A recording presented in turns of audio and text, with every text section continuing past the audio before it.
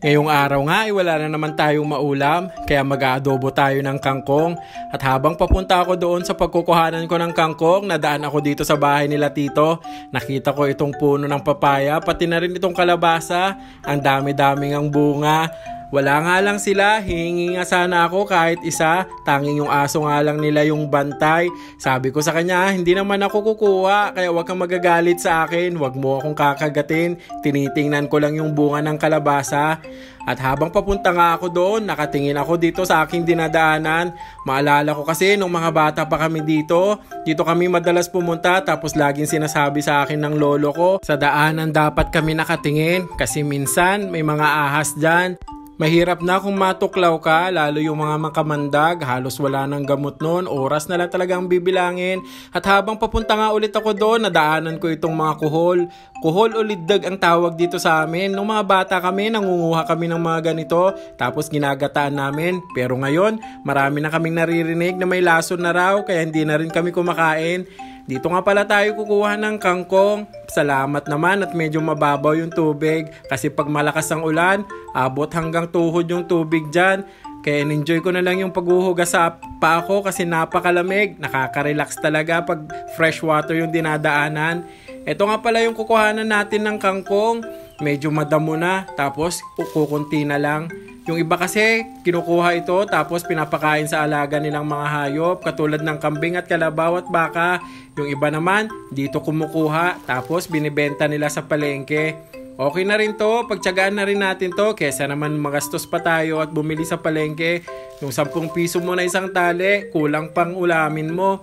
Kaya at least dito kahit na madalang, at least libre naman nating makukuha. Iniisa-isa ko ang chine-check muna yung mga kangkong na kinukuha ko. Mahirap kasi minsan may mga uod dyan, lalo't may mga kakakain na bata. Ito ng mga pamangkin ko, halos sila nga yung nagre-request na sana kahit every other day daw mag-ulam kami ng adobong kangkong.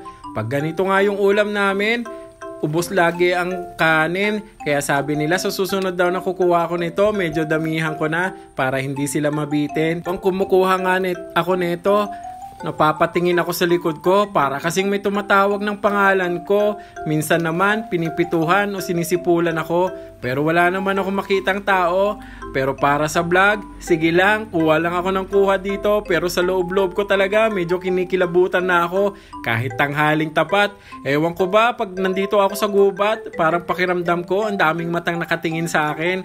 Pero sige lang ng sige hanggang mapuno ko itong aking lalagyan kasi hindi naman pwedeng uuwi ako nang walang laman yan. Baka ako ang adobohin ng mga pamangkin ko. Agay na rin kasi talaga pag minsan libre yung ulam mo ng tanghalian o kaya ng agahan o kahit na hapunan.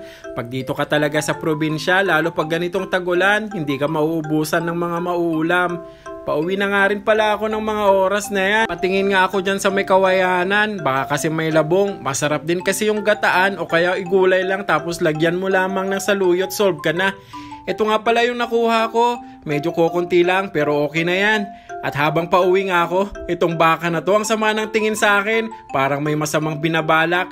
Kaya nga nakipagtitigan na rin ako sa kanya at kinausap ko siya. Kanya, pag ganitong wala kaming ulam, huwag kang magbabalak ng masama. Baka pati ikaw mapagbuntungan ko. Kumuha na nga rin pala ako dito ng papaya kahit wala sila tito at tita. Pag napanood nyo nga itong video na to tita, alam nyo na kung sinong kumuha ng bunga ng papaya nyo.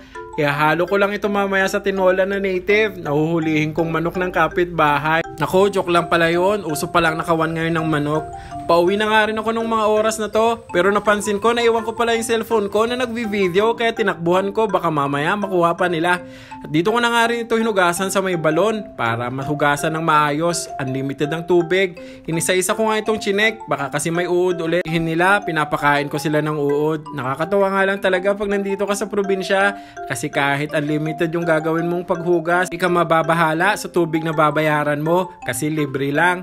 Pagkatapos ko nga hugasan yung mga gulay, ito na mga at nagsisiga na rin ako para maisalang ko na.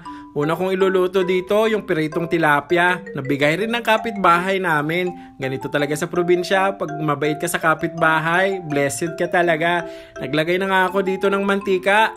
At tapos, ilalagay ko na rin itong mga tilapia. Ang sarap din kasi talagang kapartner ng adobong kangkong. Itong pritong tilapia. Lalo na pag libre pa. Inisa-isa ko nga muna itong ilagay dito sa kawali. para naman maging maayos ang pagpiprito. Ayaw ko rin kasi na nadudurog-durog yung isda, kaya sinigurado kong mainit na mainit yung mantika. At higit sa lahat, hindi crowded dapat para maayos mo itong mabaliktad. Kumuha nga muna ako dito ng sili at ilalagay ko doon sa aking mga adobo. Masarap din kasi pag may sili. Sipa ng anghang, goods na yan. Inihiwa ko na nga itong sili, tapos habang nagpriprito ako, inihanda ko na rin itong mga ricado. Dahan-dahan nga lang kasi medyo matalim yung kutsilyo ko dyan. Bagong-bago lang yan, order ko mula sa Shopee. Shopee baka naman. Tapos sinunod ko na nga rin itong sibuyas. Habang hinihiwa ko nga itong sibuyas, medyo naiiyak din talaga ako. Hindi dahil sa katas niya, kundi sa presyo niya. Kailan kaya darating yung oras na babalik na sa 70 yung presyo ng sibuyas. Sinunod ko na nga rin itong bawang. Tapos, ginayat ko na rin itong luya. Sa mga nagtataka pala kung bakit may luya yung adobong kangkong ko, ganito kami sa probinsya. Nakasanayan na namin yan pag ganitong adobo, lalo kung may isda, talagang nilalagyan namin ng luya. Hinango ko na nga rin pala itong mga prinirito kong isda. Kailangan kong ilagay ito sa drainer para naman hindi magmantika. Mahirap kasi pag masyadong mamantika yung kinakain natin, kahit fresh pa yung iluluto natin. Napaka-unhealthy din pag masyadong mamantika. Prito ako, gumagamit ako ng strainer para yung excess oil, madrain. Tapos itong pusa ko nga pala, humihingi na ng isang isda. Sabi ko mamaya na at magluluto pa tayo, bantayan mo na lang yan, baka matira pa ng ibang pusa. Dito nga rin sa pinagprituhan, dito ko na rin igigisa yung mga ricado at dito ko na rin lulutuin. Inuna ko itong ginger o luya para pantanggal ng lansa. Huwag na kayong magtaka kung sinong uunahin dyan. Bawang, sibuyas o luya. Ang totoo niyan, kahit sino naman dyan, ang importante, maayos mo silang magisa at hindi ka tumitigil sa paghahalo para hindi masunog. Sunod na nga, nilagay ko na nga rin itong kangkong.